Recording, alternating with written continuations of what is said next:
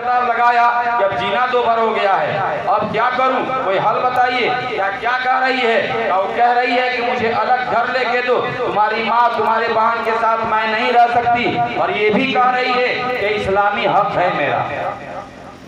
ऐसा है क्या हजरत? इस्लाम में ऐसा हक है क्या? वो पूछ रहे हैं इमाम साहब उलमा से, हजरत जी जमाती बाबा पूछ रहे हैं ऐसा है क्या? 4 महीना लगाने के बाद तो सिर्फ वुजू के फराइज सीखे थे, ये तो पता ही नहीं था कि इस्लामी हक क्या है। तो कहा कैसा है क्या? तो उधर मरकज के जो उलमा थे उन्होंने बताया कि जी बिल्कुल ऐसे ही उस औरत को अलग घर लेके दीजिए, भले से भूस की झोपड़ी हो लेकिन अलग लेके दीजिए, अलग मकान, अलग उसका रहने सहने का हो इंतजाम। अब ये भरे होगा, इसका कोई हल बताइए। अब तो एक बैठ होगा नहीं का, इसका एक हल है कि आप जाओ और उसको बोल दो कि कुछ दिनों के लिए टाइम दे दे, 2 4 6 महीना और झेल ले, घर बनाने में वक्त लगेंगे, थोड़ा सा टाइम दे दे। और उसके साथ तू भी एक शर्त लगा दे। कहा क्या शर्त लगानी है? कि तुझको मैं 6 महीने में अलग घर लेके दे दूंगा, जब तक तू थोड़ी बर्दाश्त कर ले, लेकिन मेरा भी शरई हक। अब क्या बताऊंगा? का जाके बोलना कि दूसरी शादी करना मेरा शरई हक है। अब ये आया उधर से ठीक ठाक, जैसे ही घर में दाखिल हुआ, बेगम तो पहले से इंतजार कर रही थी कि आज लगता है आजे घर में दुआरी लग जाएगी, आजे टाटी लग जाएगा और आजे दरवाजा बंद हो जाएगा, हमारा अलग खुल जाएगा, आजादी की सांस लेंगे। जैसे ही घर में लगे क्या हुआ? आप तो मरकज में गए थे पूछने के लिए, क्या बताया उलमा लोगों ने? मेरी बात कोई काट नहीं सकता क्योंकि मैंने कुरान हदीस के दायरे में बात की है। कहाँ बिल्कुल तुम्हारी बात सही है, लोग सही कह रहे हैं, वो मरकज के उलमा भी कह रहे हैं कि तुम बिल्कुल सही कह रही हो, तुम अलग घर लेके देना। मैंने कहा नहीं था आपसे कि अलग घर लेके देना मेरा शरई हक है, देना मुझे दीजिए। उलमा क्यों काटेंगे मेरी बात? कहा लेकिन साथ साथ एक बात और है कि मुझे थोड़ा सा टाइम दे दो, 2 4 6 महीना और बर्दाश्त कर लो, घर बनाने में वक्त लगेगा, मैं तुझे अलग घर लेके दे दूंगा। कहा चलिए कोई बात नहीं, जैसे इतना झेला 2 4 6 महीना और झेल लेंगे।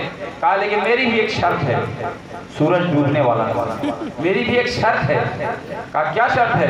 कहा मैं भी दूसरी शादी करने जा रहा हूँ, ये भी मेरा शरई हक है, और दूसरी शादी करूंगा गुल मोहम्मद खां की बेटी से, वो तेरा हिसाब किताब लगाएगी, तेरे से कमजोर नहीं होगी।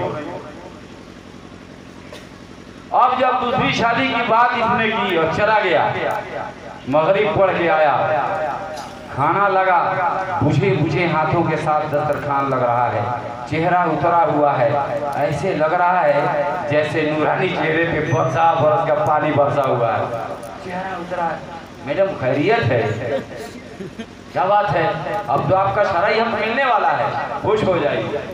कुछ नहीं जवाब दे रहा, खाना पीना खाई और ये भी सो गए। उस बेचारी को रात भर नींद नहीं आई, कभी इधर करवट कभी उधर करवट, क्योंकि औरत सब कुछ बर्दाश्त कर सकती है, दूसरी बीवी वो भले से 200 लोगों के बीच में रह लेगी, लेकिन दूसरी बीवी नहीं चाहिए। तो सुबह होते ही कहती है काम करते हैं, दोनों मिलकर मशवरा कर लेते हैं। क्या बात है? अब इसमें शूरा की क्या गुंजाइश है? का मसला ये है कि मैं अपना हक छोड़ती हूँ,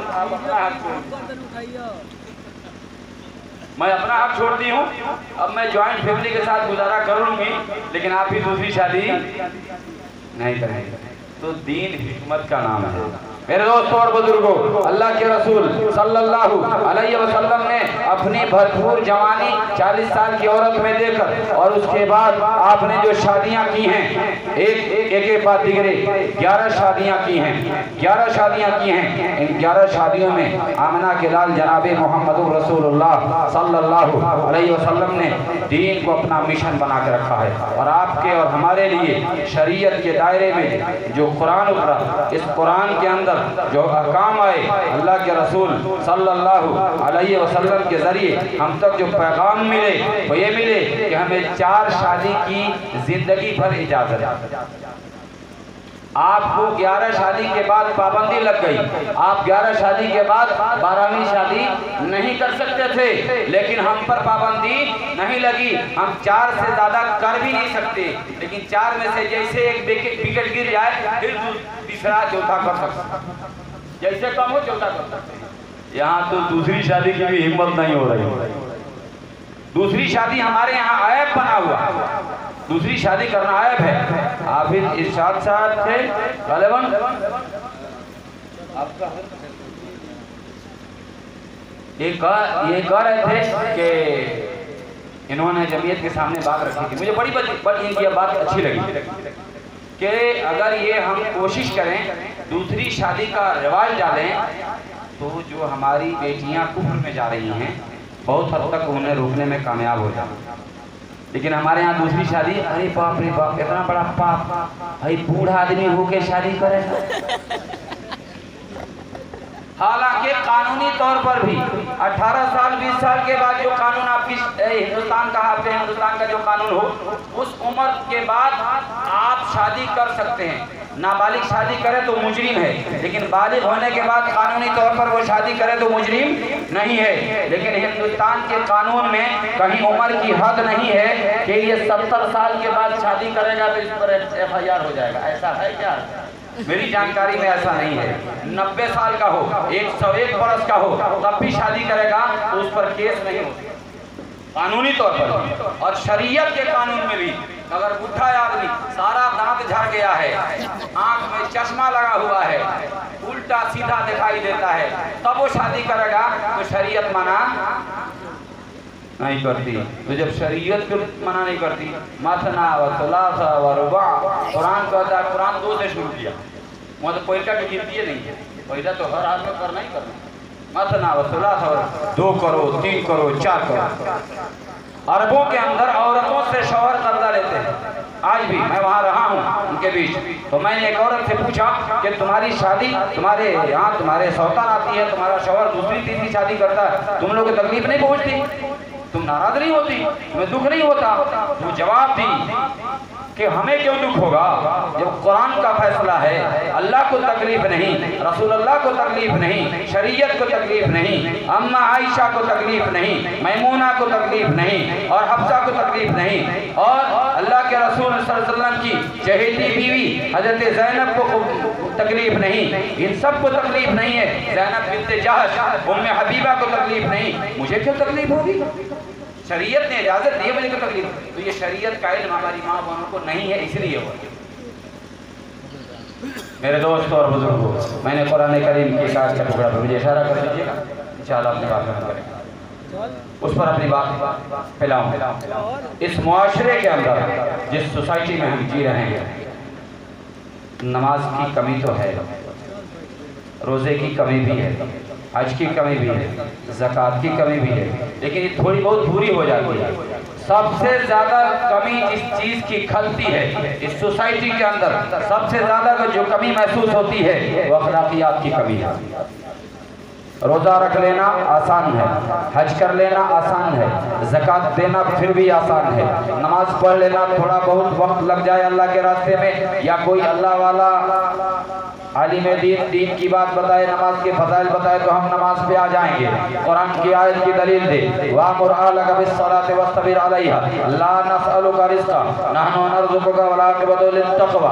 कुरान जब बोले और इसके अंदाज में बात करे कि अल्लाह ने अपने महबूब को कहा कि आप खुद भी नमाज पढ़िए और अपने अहलो अयाल को भी नमाज का हुक्म दीजिए, लोग नमाज पे आ जाएंगे। लेकिन बात जब अखलाकियात की आएगी तो आइए आमना के लाल जनाबे मोहम्मदुर रसूलुल्लाह सल्लल्लाहु अलैहि वसल्लम की सीरत पे नजर डालते हैं। आप अखलाकियात के मैदान में कैसे हैं? आप फतेह मक्का के मौका पर आप फातेह की हैसियत से मक्का की धरती पे दाखिल होते हैं, दुश्मन का कलेजा कांप रहा है। जो लोग हजरत बिलाल को मार रहे थे, जो लोग हजरत सुहैब को सिता रहे थे, जो लोग हजरत सुमैया को कत्ल किए थे, उनको शहीद किए थे, जिन लोगों ने हजरत बिलाल को तरपा तरपा के अरब की तपती हुई सेहरा पर और अरब के तपते हुए रेगिस्तान पर जिस्म से कपड़े निकाल कर और नंगा करके सीट लिटाकर और सीने पर वजनी पत्थर रख दिया था, एक करवट बदल न सके और झुलस के इसमें रह जाए, इसके पीठ जख्मी हो जाए, जिसने हजरत खब्बाब इब्न अल-अरत को सिताया था। सारे लोग मौजूद थे, लेकिन उनके ऊपर दहशत तारी थी कि अब एक एक को चुन चुन के बदला लिया जाएगा। और सहाबाए किराम के अंदर भी जुनून था आओ आज बदला लिया जाएगा। सबसे एक आवाज उठती है, एक आवाज निकलती है और वो आवाज ये होती है अल-यौम यौमुल मलहमा, आज बदले का दिन है, आज टीका बूटी करने का दिन है, आज पर्चा कर देंगे, 20 बना देंगे। बहुत सताया गया है, बहुत हमें मारा गया है, बहुत सताया तड़पाया गया है, आज अंजाम दिखा देंगे।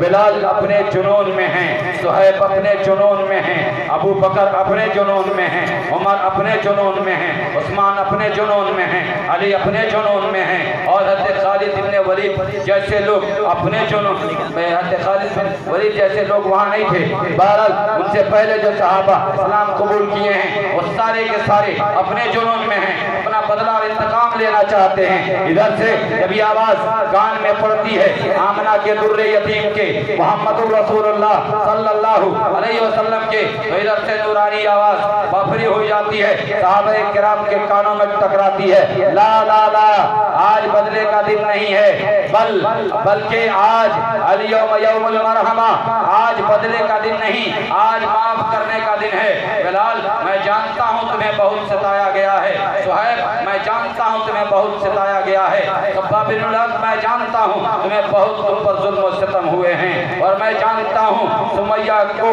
यहाँ इस धरती पर सताकर तड़पाकर मारा गया है। मुझे सारी तारीखें याद हैं, मुझे सारे मंजर याद हैं, मुझे याद है कि इसी मदीने के, इसी मक्के के अंदर, इसी खाने काबा के अंदर मैं मोहम्मद का गला घोटने की कोशिश की गई और गले में फंदा लगाकर खींचने की कोशिश की गई, यहाँ तक कि मोहम्मद की आंखें बाहर आने लगी, जबान बाहर आने लगी और मुझे छुड़ाने के लिए अबू बकर आ गए और लोगों से मुखातिब हुए और कहने लगे या अय्युहन्नास अतक़्तुलून रजुलन अन यक़ूल रब्बी अल्लाह, ए लोगों तुम उस शख्स को कत्ल कर देना चाहते हो जो ये कहता है कि मेरा रब अल्लाह है। ये क्या बड़ा जुर्म किया है इस आदमी ने, इसने रब को रब माना है, धरती आसमान बनाने वाले को अपना रब माना है और तुम्हें उसी की तरफ मानने की, उसी को मानने की दावत दे रहा है, उसी की तरफ जाने की दावत दे रहा है। ये लोगों तुम उसको कत्ल करना चाहते हो जो लोगों को अल्लाह की तरफ जोड़ रहा है। इसका जुर्म क्या है? जब वो मेरे ऊपर दिफाई शक्ल में आते हैं तो दुश्मन उन पर टूट जाते हैं। अबू बकर को लात घूसों और जूतों से मारा जाता है, लात जूतों से मारा जाता है, यहाँ तक कि अबू बकर भी जख्मी हो जाते हैं और घायल हो जाते हैं, बेहोश हो जाते हैं। वो उसके बाद वहाँ से जब हटा जाता है, उनको छुड़ाया जाता है, अबू बकर को बेहोशी के आलम में उनके खानदान वाले लोग उठा कर लेकर जाते हैं। मुसलमानों मैं आपको ये बताना चाह रहा हूँ कि सारे मंजर मोहम्मद अरबी सल्लल्लाहु अलैहि वसल्लम ने उनको बताए, ये सारे दिन मैं देख चुका हूँ, लेकिन आज हम पावर में हैं, अल्लाह ने हमको ताकत दिया है, आप ये ताकत का गलत इस्तेमाल नहीं करेंगे। और आओ अगर मुझे मोहम्मद मानते हो, मुझे अपना नबी मानते हो, आखिरी और आलमी नबी मानते हो, तो आओ मेरी बात सुनो। बिलाल तुम्हें सिताने वाले को आज गले लगाना होगा, सुहैब तुम्हें मारने वाले को आज गले लगाना होगा, खब्बाब आज तुम्हें सिताने वाले को सीने से लगाना होगा। ये मोहम्मद अरबी सल्लल्लाहु अलैहि वसल्लम की सीरत है। तासिर मन कता तोची मन हरमक ताक़वा मन ज़लमक अहसिन इला मन आसा इलैक, जो तोड़े उससे जुड़ो, जो छीने उसे अता करो, जो जुल्म करे उसे माफ करो, जो बुरा सलूक करे उसके साथ अच्छा सलूक करो। ऐसा करेंगे, ऐसा करेंगे या तासुब में पढ़ेंगे ये शेख भाई हैं, ये अंसारी भाई हैं, ये फलाना भाई हैं, ये फलाना भाई हैं? नहीं नहीं, हम मुसलमान हैं। सारी दुनिया हमें फिरकों में बांट चुकी है, मसलकों में बांट चुकी है, हत्ता के खानदान कबीले में बांट चुकी है, इलाकाई तफरीक हमारे अंदर है। मेरी माओ और बहनों, घरों में दीन जिंदा होगा तो इन बड़ों में दीन जिंदा होगा। अल्लामा अकबर इलाहाबादी ने बहुत पहले कहा था कि चंद औरतें बेपर्दा नजर आई, तो जब उन्होंने देखा था तो कहा था कि बेपर्दा नजर आई जो चंद बीवियां। अकबर जमीन में गैरत कौमी से गड़ गया, पूछा जो उनसे आपके पर्दे को क्या हुआ? कहने लगी कि अकल पे मर्दों के पड़ गया, हम बेपर्द नहीं हैं, मर्द के अकल पे पर्दा पड़ा हुआ है। कोई बहन बाजार में खुले बाल जाती है, कोई बेटी बाजार में खुले बाल जाती है तो भाई जिम्मेदार है, वो बाप जिम्मेदार है। कोई बीवी अगर बाजार में खुले बाल जाती है वो शौहर जिम्मेदार है। कोई माँ बाजार में खुले बाल जाती है, बेनकाब जाती है, बेपर्द होके जाती है तो उसका बेटा जिम्मेदार है। मेरे दोस्तों और बुजुर्गों, हमने सीरत मोहम्मदी का जलसा कराया है, हमारे अंदर ये बदलाव होना चाहिए। आज इस मजमे में जो लोग बैठे हैं, आज याद करके उठें कि बात नमाज की आएगी तो मोहम्मद अरबी सल्लल्लाहु अलैहि वसल्लम जैसी नमाज होगी। बात रोजे की आएगी तो मोहम्मद अरबी सल्लल्लाहु अलैहि वसल्लम जैसे रोजे की बात होगी। बात जब हज की आएगी तो अरकान नबूवत जो हमारे सामने हैं उसी के एतबार से तवाफ होगा, उसी के एतबार से हज होगा। बात जब ज़कात की आएगी तो हम अल्लाह के रसूल सल्लल्लाहु अलैहि वसल्लम के सुन्नत के मुताबिक, उनके फरमान के मुताबिक अपने माल को उलमाए किराम पर लगाएंगे, तलबाए किराम पर लगाएंगे, मसाकीन पर लगाएंगे और हम अपने उम्मत के जो मोहताज लोग हैं उन पर लगाएंगे। एहसान नहीं जताएंगे, यह अंदाज होगा। मोहम्मद अरबी सल्लल्लाहु अलैहि वसल्लम के दीवानों का एक सहाबी हैं, उनके सामने बात आती है एक घर की, एक फकीर, एक गरीब आदमी, गरीब साहबी हैं, उनके घर में पड़ोस में किसी भाई का, किसी पड़ोसी का खजूर टेढ़ा लटका हुआ इनके आंगन में है। खजूर का फल गिरता है, खजूर का फल गिरता है और गिरने के बाद बच्चे इनके जाके उठा लेते हैं। वो पड़ोसी अंदर दाखिल होता है और बच्चों से खजूर छीन लेता है, यहाँ तक कि उनके मुंह में हाथ डालकर जो मुंह में खजूर होता है उसे भी निकाल लेता है। अल्लाह के रसूल के दरबार में आते हैं, या नबी अल्लाह, मैं गरीब हूँ, मेरे पास गुंजाइश नहीं है, लेकिन मेरे बच्चे मेरे पड़ोसी के खजूर जब गिर जाते हैं उठा लेते हैं, हाथ से छीन लेता है, सब्र हो जाता है, लेकिन जब उनके हलक में हाथ डाल के और खजूर का दाना निकालता है, खुदा की कसम या रसूल अल्लाह, दिल को बड़ी तकलीफ पहुँचती है। काश मेरे पास भी माल होता कि मैं अपने बच्चों को ये दे सकता, आज ये दिन देखना ना पड़ता। अगर आप मुमकिन हो तो खजूर उस पड़ोसी से बात करके मुझे दिलवा दें। अल्लाह के रसूल सल्लल्लाहु अलैहि वसल्लम ने उनको बुलवाया जो साहिब दरख्त थे, कहा ऐसी बात है ये खजूर का दरख्त जो ये टेढ़ा है इसको जन्नत के बदले बेचोगे? दोनों ने कहा कि नहीं या रसूल अल्लाह, मैं नहीं बेच सकता, ये दरख्त मुझे बहुत पसंद है। किसी की चीज अगर कोई नहीं बेचे तो कोई क्या कर सकता?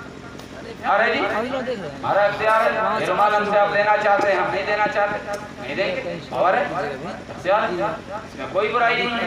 बहरहाल वापस चले गए, एक दूसरे साहबी खड़ा हुए और उन्होंने कहा कि या रसूल अल्लाह सल्लल्लाहु अलैहि वसल्लम, मैं अगर वो दरख्त खरीद के आपको दे दूं तो क्या मेरे लिए भी वही बशारत है, मुझे भी जन्नत में घर मिलेगा? कहा कि बिल्कुल तुम्हारे लिए भी वही बशारत है। वो उसके पीछे पीछे गए, इसने इनकार किया था, उसके घर गए, सलाम दुआ हुई, बात हुई, कहा कि वो दरख्त मुझे खरीदना है, बेचोगे? अल्लाह के रसूल सल्लल्लाहु अलैहि वसल्लम ने भी उसकी फरमाइश की थी और पेशकश की थी जन्नत की। मैंने नहीं दी, वो दरख्त मुझे बहुत पसंद है। असल ये है कि जिस चीज़ की कीमत सही ना मिलने वाली हो तो आदमी सिरे से इनकार ही कर देता। आपके यहाँ तो जहेज का रिवाज नहीं होना चाहिए, हमारे यहाँ यूपी के लोग बहुत शरीफ लोग हैं, ये तो बिहार से लड़कियां लाके शादी कर लेते थे, मैं सुना।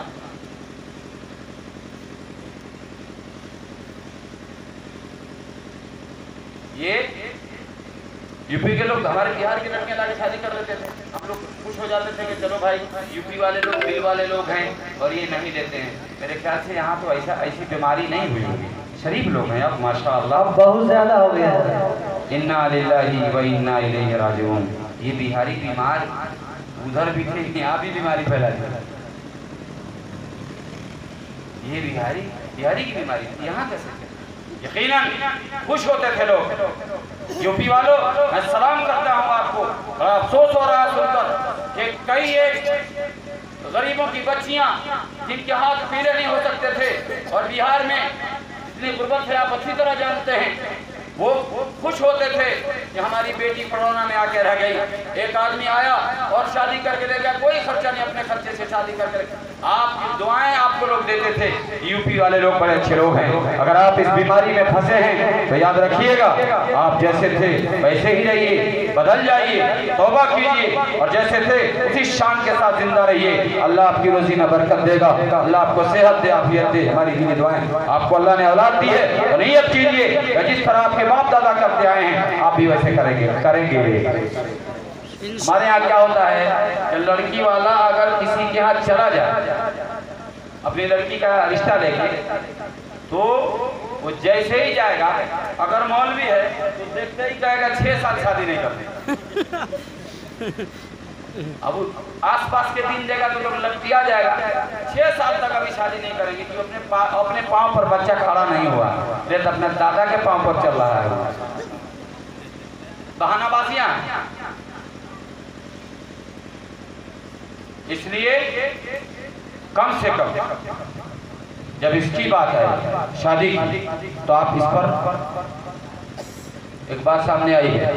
आप यूपी वाले लोग अच्छे लोग, आपके यहाँ ये रवाज नहीं था, अगर पड़ गया है तो जरा तौबा कीजिए। इस मजमे में जितना लोग हैं इन्हीं लोगों को मैं गवाह बना के और कहूँगा, मेरी माएँ और बहनें हैं, आपसे भी खास तौर से कहूँगा, जहाँ वाकया मैं छोड़ा था पहले उसे मुकम्मल कर लूँ। मैं जरा याद आ जाता है तो पूरा कर लेता हूँ, तो वही जोड़ के चला जाता हूँ, फिर ढूंढते रहिएगा, पूरा करते रहेगा। तो वो सहाबी पीछे पीछे गए, वही जोड़ा पीछे गए और जाके कहा बेचोगे? उसने कहा ना, बेचने का इरादा तो नहीं है, इसकी कीमत सही नहीं मिल पाएगी, दे पाओगे? कहा क्या कीमत है? कहा एक दरख्त की कीमत 40 खजूर के दरख्त, वो भी कितना टेढ़ा है। कंडेर बेटा हो गया, कंडेर बोलते हैं, 1.5 लाख उसका भी रेट हाई लगता है, बेटा है। एक जगह में निकाह पढ़ाने गया, तो निकाह पढ़ाने के बाद हमारे यहाँ एक रवाज है, आपके यहाँ पता ना है कि नहीं है, दूल्हा को खुद के लोग खड़ा करता है, सलाम कर, हम तो टोकते हैं, लोग खड़ा करता है, उसका कुत्ता पकड़ के बैठाते हैं, बगल वाला है सलाम कर। तो एक जगह मैं गया तो मैंने जैसे ही वो खड़ा हुआ, वो खड़ा हो रहा है, बैठ गया, लेकिन फिर भी दूसरे ने खोल के खड़ा किया। जैसे मैं इधर पूछा, वो खड़ा हो गया और सलाम किस तरह कर रहा है, नाच नाच के सलाम कर रहा है, पूरा एक राउंड मार दिया, सलाम। अब तुम ऐसा गुस्सा आया तो खुदा के बंदे कि कैसा दूल्हा है, ये तो नचनिया है, नाच नाच के सलाम कर रहा है। तो मैंने कहा इसका भी दाम लगा है कहा? तो 20,000 रुपया लिया। मैंने कहा इस तो 20 रुपया के लायक नहीं है, तो सलाम करने का ढंग नहीं। अरे इसको तो निकाह पढ़ाई की बारी आई, निकाह पढ़ाई कौन देगा? तो लड़का वाला कहता है लड़की वाला देगा, और लड़की वाला कहता है ऊन देगा, और दोनों उमचा के 200 रुपया देगा, 100 रुपया इधर से 100 रुपया उधर से। ले लीजिए मेरी सर, खुशी के दान महाकल्याण। अब बेईमान, खुशी का दान महाकल्याण ऐसे होता है? डकैत कहीं का 20,000 रुपया डकर लिया, इधर मौलवी को देती हुई तेरी जान जाती है। आप 200 रुपया के निकाह तो इतना मजबूत छोड़ता है, 200 रुपया का निकाह कितना दिन चलेगा रे? जैसी चोरी का अगर भैया वैसी ही हमारे ना दमदार निकाह लगे। एक निकाह पढ़ाने वाला आलिम आपका निकाह पढ़ाता है, और इस पूरे मजमे से कहूँगा शायद इसमें हो भी, लेकिन मैं नहीं, अपने बिहार में चैलेंज किया हूँ कई स्टेज पे कि एक निकाह पढ़ाने वाला जिस बच्चे का निकाह पढ़ाया गया हो वो या उसका बाप मेरे सामने आज तक नहीं आया कि मौलाना मैंने अपने बेटे की शादी में निकाह खान को 10,000 रुपया दिया है। रिकॉर्ड नहीं है, हमारे यहाँ रिकॉर्ड नहीं हो सकता, आपके यहाँ हो। इमाम साहब को 10,000 रुपया निकाह पढ़ाई दिए। लड़का जब से कमा रहा है तब से निकाह के टाइम तक अगर 100 रुपये जमा करेगा तो 10,000 रुपये जमा करेगा। कि हम अपनी शादी में 10,000 रुपये देंगे। आज जिस इमाम को 10,000 रुपये नका पढ़ाई मिल जाए वो तहज्जुद में उठ के दुआ करेगा, या अल्लाह इसको सलामत रखना, इस जोड़ा को सलामत रखना। और जहाँ 200 मिले उगेगा, या अल्लाह जल्दी मिला, जान छूटे इस बला कंजर से। कंजर जोड़ा है, ये दिल को वसअत में रखिए, दिल में वसअत रखिए, खर्चा करने की आदत डालिए, करेंगे ऐसा इंशाअल्लाह। यहाँ तो फ्री में बुढ़ा गया है लोग, अभी तक दैन मोहर नहीं दिया।